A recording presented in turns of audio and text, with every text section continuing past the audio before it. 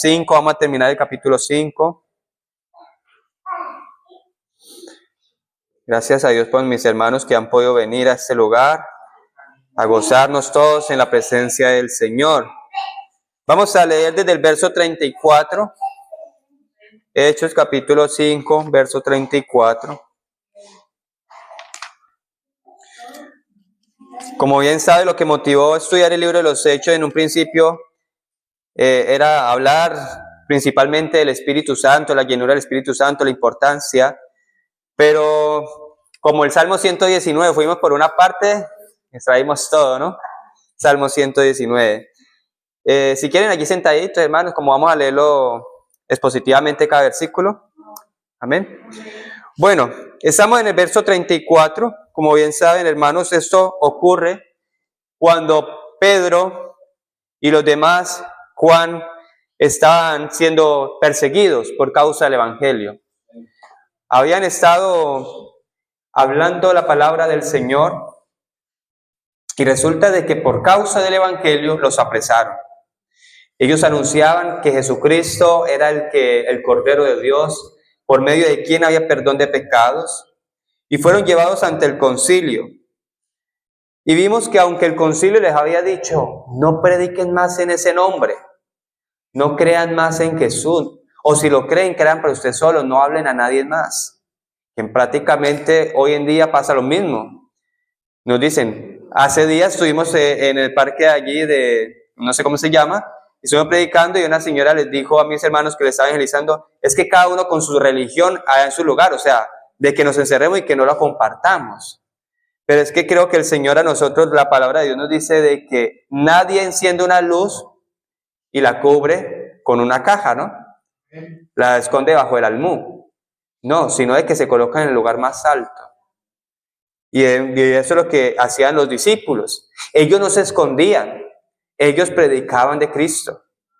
Constantemente, dice la palabra de Dios, que por las casas y las sinagogas. Entonces vamos a ir al verso 34, hermanos, dice, entonces, resulta de que el verso 33 dice, entonces, oyendo eso, se enfurecían y querían matarlos, porque los apóstoles habían dicho, ustedes mataron al dador de la vida. Ustedes fueron los culpables que el autor de la vida muriese por culpa suya. Ustedes lo entregaron en manos de pecadores. Ustedes no entendieron que Él era el Mesías, que el Padre había prometido, que el Dios de nuestro antepasado había prometido. Y resulta de que ellos cuando se levantan para matarle, sale a la intervención un hombre. ¿Quién fue este hombre? Dice la palabra de Dios, el verso 34, entonces levantándose en el concilio un fariseo llamado Gamaliel, ¿qué hizo este hombre?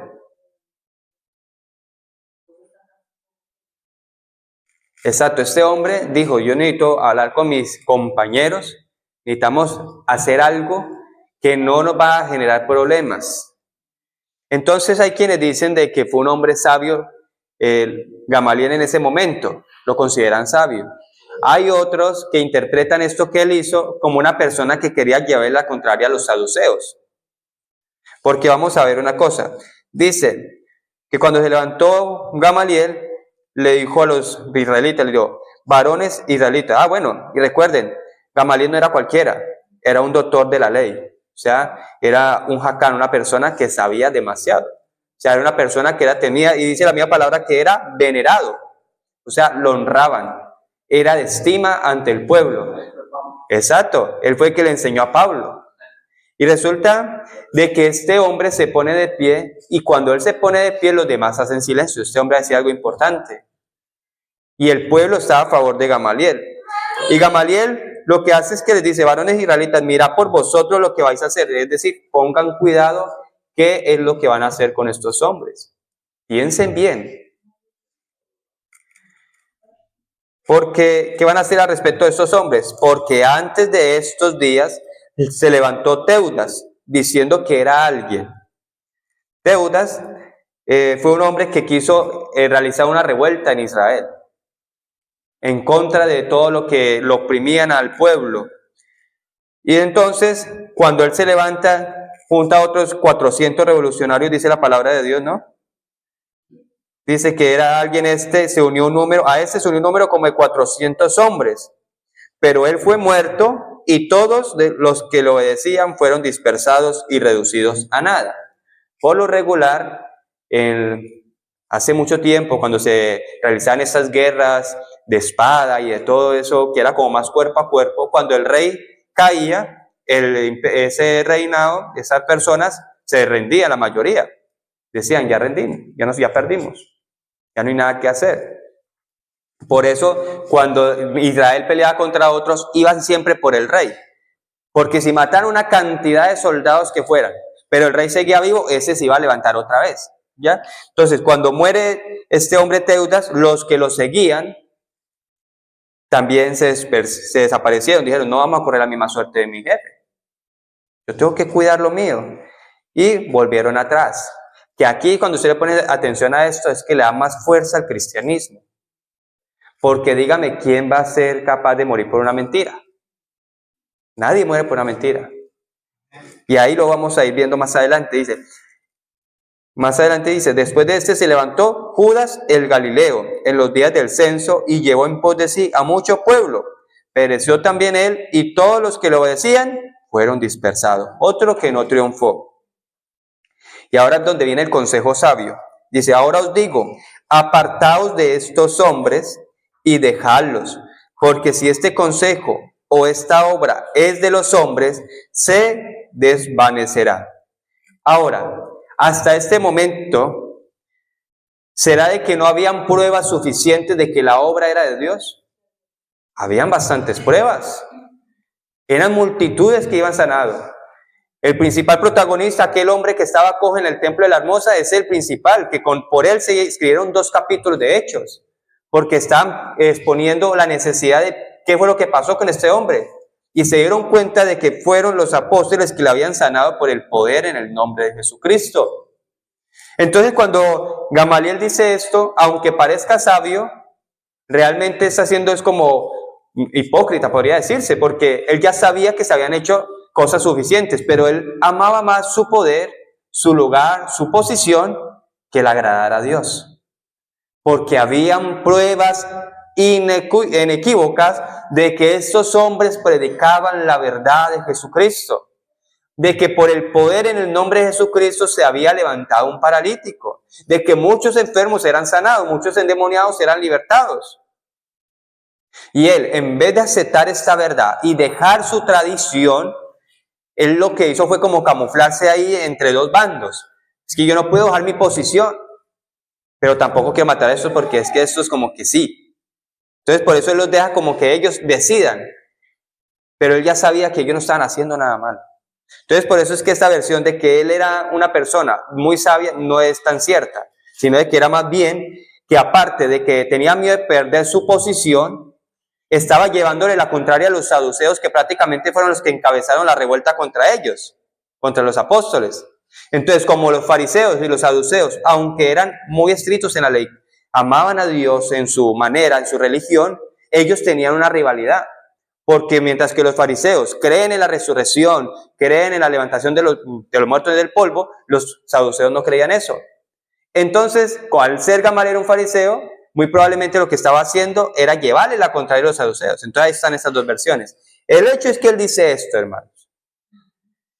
Y cuando él dice esto, el versículo 39 nos dice que mas si es de Dios, no la podréis destruir. No seáis tal vez hallados luchando contra Dios. ¿Y sabe a quién más se le dijo? Ten cuidado, que te podrías estar enfrentando contra Dios. ¿A quién se le dijo? Un personaje muy importante. Dice, Saulo, Saulo, ¿por qué me persigues? Grandes cosas te dar cosas contra el aguijón. Es decir, tú mismo te estás maltratando, tú mismo te estás buscando problemas, te estás dando golpe tú mismo. O sea, te estás buscando tu propio mal. Eso es lo que le quiso decir el Señor a Pablo. Entonces, cuando Gamaliel está diciendo esto, está haciendo una referencia más o menos a lo que Pablo también dijo, el Señor le dijo a Pablo, de que si van en contra de los que están en la voluntad de Dios, se van a encontrar peleando contra el mismo Dios. ¿Y quién que se enfrenta a Dios gana? Nadie. Nadie, hermanos. Nuestro Dios no anda peleando con el hombre, porque con el hombre es solamente con decir desaparece y ya está. Él no está para estar ahí liando en problemas tan pequeños con... No, es que si Dios existe, manifiéstate, que eso para el Señor es como un niño que lo reta al papá. Es lo mismo. Que un niño, por más que no puede hacer nada, solamente queda en palabras, en rebeldía, pero no puede hacer nada más. Lo mismo el hombre para con Dios. Y convinieron con él y llamaron a los apóstoles, pero aun cuando Gamaliel dijo de que los dejaran libres, que no se metieran con ellos, los azotan. Y no perdieron la oportunidad para intimidarlos, para hacerles de entrar en temor. Como quien dice, los golpeamos y los amenazamos. Y les decimos, no hablen en el nombre de Jesús. ¿Cuál es el problema del nombre de Jesús? Tiene que tener algo muy grande.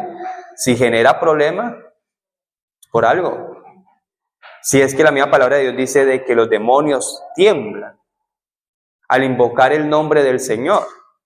Cuando aquellos hombres reprendieron el endemoniado dijo, a Pablo conozco y sé quién es Jesús, pero vosotros quiénes sois. Porque estaban hablando sin autoridad, no tenían la autoridad del nombre de Jesús en sus vidas. ¿Ah? ¿Cómo la ve? Y resulta que cuando ellos son golpeados, ellos tienen una actitud muy similar a la de nosotros, yo creo. Cuando usted lo blasfema, cuando usted lo vitupera, cuando se van en contra de usted sale gozoso de haber sido hallado digno de recibir afrenta por causa del nombre de Jesús. ¿Lo ha llegado a experimentar en algún momento? En que alguien le ha dicho, es que usted está loco o loca, es que usted no sabe ni dónde está parado. Y eso, o sea, le ha maltratado de humillar y usted sale gozoso de la presencia de personas y usted dice, ay, gloria a Dios porque ya hablé la palabra. Y le generó molestia. Y si le molestó es porque es la verdad. ¿Ya? Porque si es una mentira, no se le da nada. Entonces dice la palabra de Dios que ellos salieron de la presencia del concilio, de aquellos que los amedrentaban, salieron gozosos de haber sido tenidos por dignos. Imagínense, de padecer afrenta por causa del nombre. El nombre de Jesús es un nombre sobre todo nombre. Y que cuando nosotros padecemos por causa del nombre del Señor, hay una victoria asegurada. El mismo Señor lo dijo, cualquiera que me negase delante de los hombres, yo lo negaré delante de mi Padre. ¿Y qué manera hay de negar a Dios delante de los hombres? Ocultando su nombre, no utilizándolo. O sea, es que nosotros tenemos un arma que a veces ni la utilizamos bien. Y alguna vez escuché a alguien, mi suegro, voy a decirlo con nombre propio, mi suegro, de que a veces nosotros nos equivocamos y invocamos el nombre del Señor en vano. Vemos una cucaracha y decimos, hay poder en el nombre de Jesús. Y el nombre del Señor Jesucristo es nombre sobre todo nombre. Y es un nombre que tiene autoridad y poder. ¿Ya? Y eso debemos de cuidar nosotros. Porque estaríamos cayendo en un pecado de blasfemar contra Dios, es decir, de usar su nombre en vano. No usaréis el nombre de Jehová tu Dios en vano, dice uno de los mandamientos. Amén. Entonces, el nombre del Señor tiene toda la autoridad, pero también hay que hacerlo con toda reverencia. Nosotros invocamos el nombre del Señor Jesús sabiendo de que Él es todo en nuestras vidas y que en Él está todo el poder y que le amamos y que su nombre es lo más precioso que hemos podido recibir en nuestras vidas. Cuando fuimos bautizados en su nombre, ese nombre precioso de Jesucristo para el perdón de nuestros pecados. Y dice que todos los días en el templo y por las casas no cesaban de enseñar y predicar a Jesucristo. Qué bonito, ¿cierto? No se cansaban. Ya nos hemos cansado de hablar en casa del Señor Jesús, a nuestros familiares del Señor Jesús. Nos hemos cansado. No debemos cansarnos. Acá dice la palabra de que ellos no cesaban. O sea, no tenían cansancio. no tenían final, o sea, cualquier oportunidad que tenían de hablar del Señor Jesucristo hablaban, de los testimonios, de todo lo que Él era capaz de hacer, lo que ya había hecho. Ahora, termina este momento de aflicción. Capítulo 5 termina hablando del gozo que experimentaron los discípulos para haber sido afrentados por causa del Señor. Hasta este punto la iglesia tiene más de unos 8,000 miembros, más de 8,000. Es una iglesia grande. Y hasta el momento solamente hay 12 discípulos. 12 personas que dejó el Señor para que se encargaran de enseñar a otros. Que dijo, ir por todo el mundo y predicar el evangelio y hacer discípulos, ¿no? Hacer discípulos enseñándoles todas las cosas y bautizándoles en el nombre del Padre, del Hijo y del Espíritu Santo. ¿Ya? Ellos estaban dedicados a eso y se creció el número. La iglesia en Benidorm creció. Creció el número. Pero resulta que al crecer el número, ¿qué pasa? Cuando crece la bendición, aumentan los problemas. Claro. No es lo mismo un problema de una iglesia empezando con 15 miembros que una iglesia con 100 o 200. Ahora dígame en 8,000.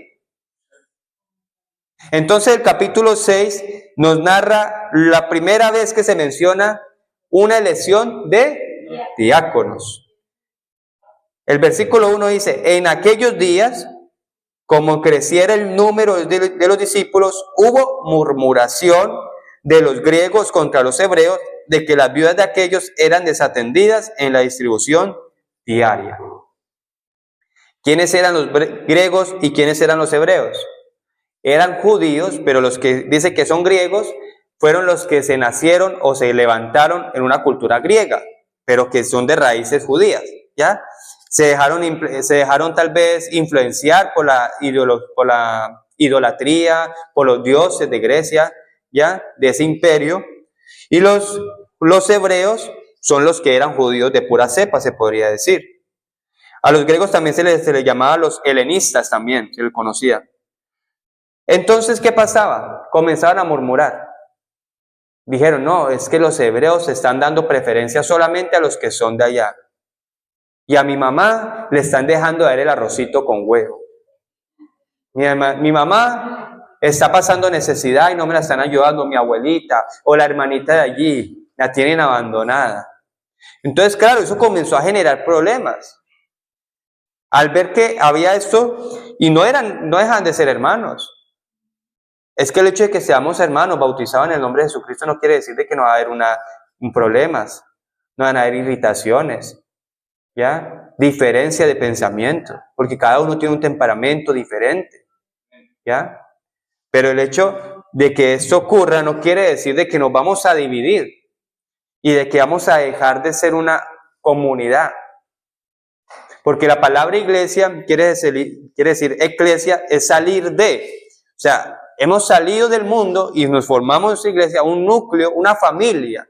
Estar en comunión, que es lo que hemos visto en todo el libro de los Hechos. Estar en comunión. Y eso es lo que hay que buscar. Entonces los discípulos vieron el problema y no se pusieron a extender. Venga para acá, dígame, ¿qué quiere que lea su abuela? No. Ellos no se pusieron en eso. El versículo dice que entonces los 12 convocaron a la multitud de los discípulos y dijeron, no es justo que nosotros dejemos la palabra de Dios para servir a las mesas. Mi hermano Gonzalo, le hablo directamente a usted, mi hermano. Usted es el diácono de la iglesia. ¿Usted sabe para qué está, mi hermano? Para servir la mesa. Ese fue el inicio de los diáconos, ¿sí? Entonces, cuando el pastor no está, el hermano diácono es el que se va a encargar de servir la mesa, de estar pendiente de alguna necesidad de un hermano de emergencia, una visita o algo, ¿ya? De mantener el lugar abierto para que las almas tengan donde llegar. Ese es el contexto ahorita del diácono, pero inicialmente el diácono fue escogido para que se encargaran de ver las necesidades que había en el pueblo. Y mire que el diácono no era cualquiera.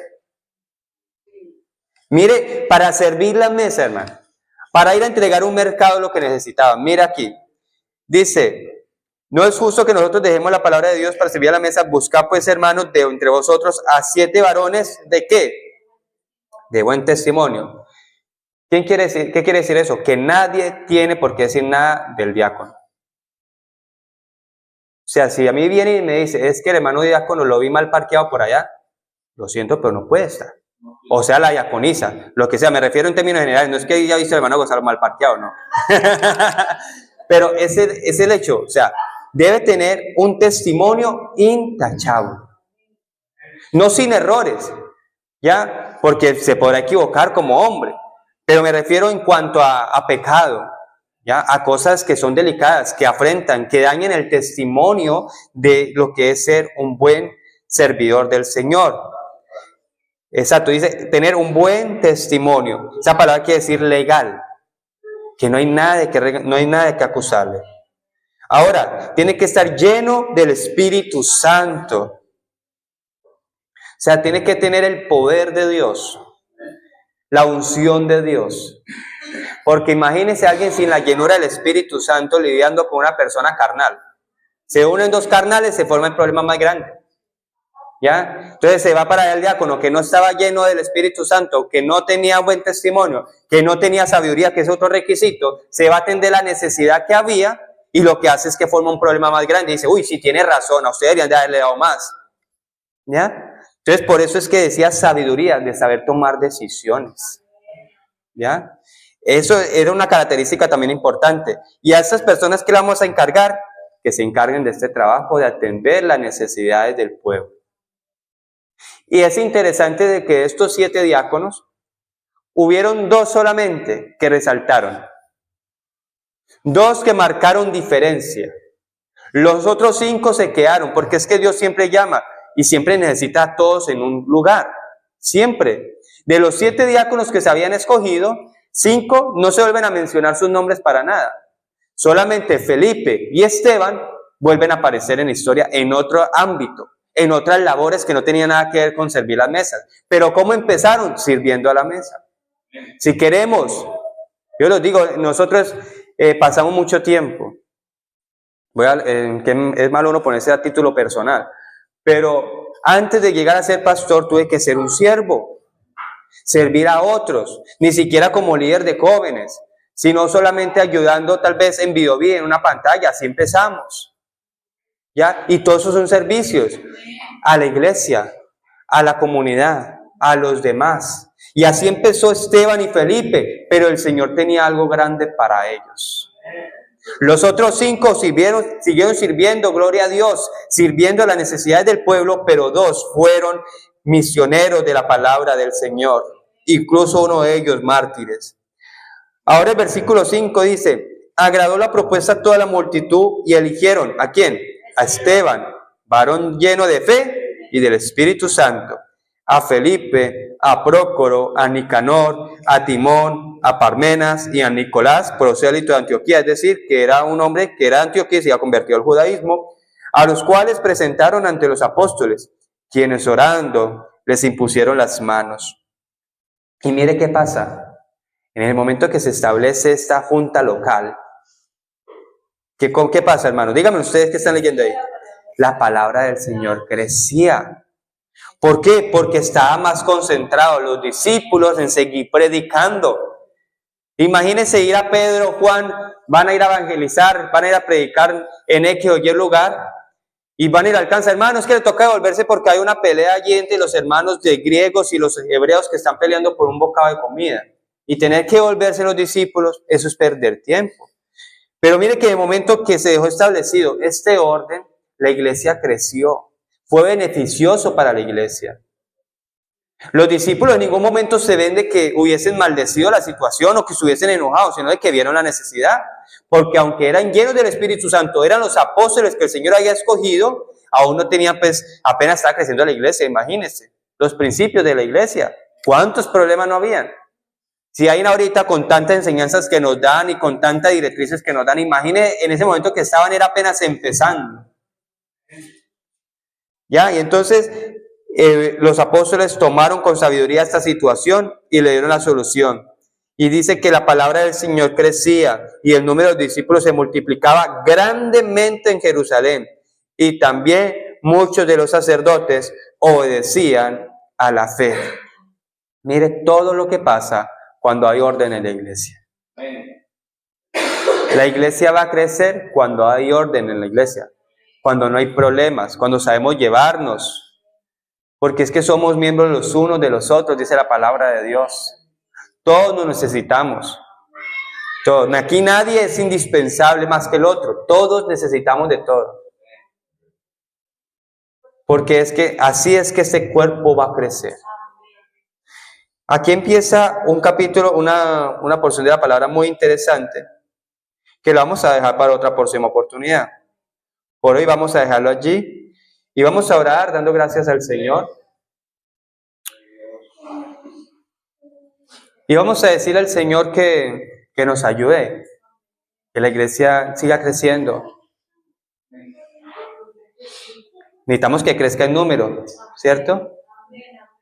Necesitamos que crezca en número, pero también que crezca en poder del Espíritu Santo, que crezca en sabiduría, que crezca en pasión, que crezca en amor unos por otros, que crezca en conocimiento de la palabra de Dios, que crezcamos en agradar más a Dios. Oremos, iglesia. Señor Jesucristo, oh Padre Celestial, mi Rey amado, gracias, Señor, porque tu palabra nos enseña la importancia de estar en comunión, la importancia, Señor, de estar firme y que en el momento de la prueba, del rechazo, de la persecución, poder estar gozosos de haber sido afrentados, humillados tal vez por causa de tu nombre. Ayúdanos, Señor, para poder presentar defensa de la fe con sabiduría, con la llenura de tu Espíritu Santo. Oh, mi Rey amado, pedimos, Señor Jesucristo, que tu promesa, la promesa del Espíritu Santo sea en nuestras vidas una realidad cada día. Que nos llenes, que nos des sabiduría, que nos ayudes a crecer, mi Dios, amar esta obra preciosa, Señor Jesús. Gracias te damos, Señor Jesucristo. Aquí hay hombres y mujeres que han sido llamados para servirte, para hacer tu voluntad, Dios, para agradarte, Señor Jesucristo. Haz que esta iglesia crezca, Señor, en todo para la gloria de tu nombre, Señor Jesús. Gracias te damos, Señor Jesús, gracias. Gracias por tu palabra, gracias por un momento de adoración, gracias por la vida de mis hermanos. Oh, que tu presencia sea lo que busquemos cada día, que lo deseemos, lo anhelemos con todo el corazón. Guarda a mis hermanos de regreso a casa. Guárdanos, Señor, guarda nuestras vidas. Permítenos mañana seguir gozándonos en tu presencia. Si tú no has venido por tu iglesia a reunirnos para adorarte, para exaltarte y para bendecirte, te damos gracias, Señor Jesús. Gracias, Padre, en el nombre de Jesús. Damos por clausurado este culto para la gloria de Dios. Alabado sea el nombre del Señor Jesús. Aplauda al Señor un momento, hermano. Gloria a Dios. Alabanzas al Señor Jesús.